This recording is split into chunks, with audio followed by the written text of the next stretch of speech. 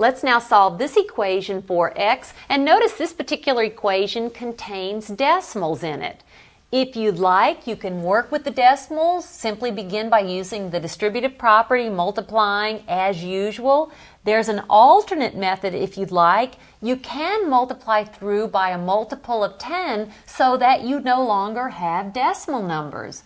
For example, if I multiply this by 10, the net result is moving the decimal point one place to the right and thus then having an integer. So I'm going to do that. I'm going to multiply every single term by 10. Remember, it has to be every single term by the multiplication property of equality. Now, if I multiply this by 10, because this will be multiplied by these two expressions or these two terms within the parentheses, I will in effect have multiplied all terms here by 10.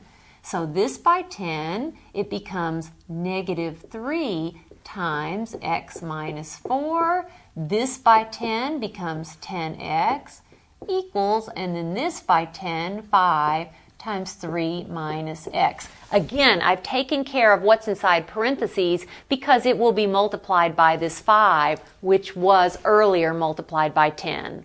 Now let's continue.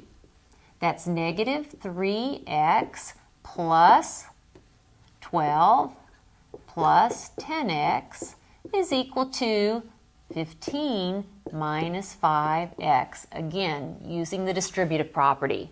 Do I have any like terms? Yes, I do on the left side. Negative 3x plus 10x, that is 7x plus 12 is equal to 15 minus 5x. I'm going to add 5x to both sides. So here's my left side, 7x plus 12, I'll add 5x. Here's my right side, and I'll add 5x.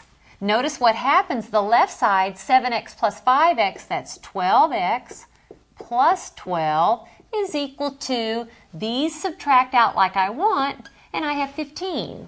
And now let me subtract 12 from both sides. So the left side, 12x plus 12 minus 12 is equal to 15 minus 12.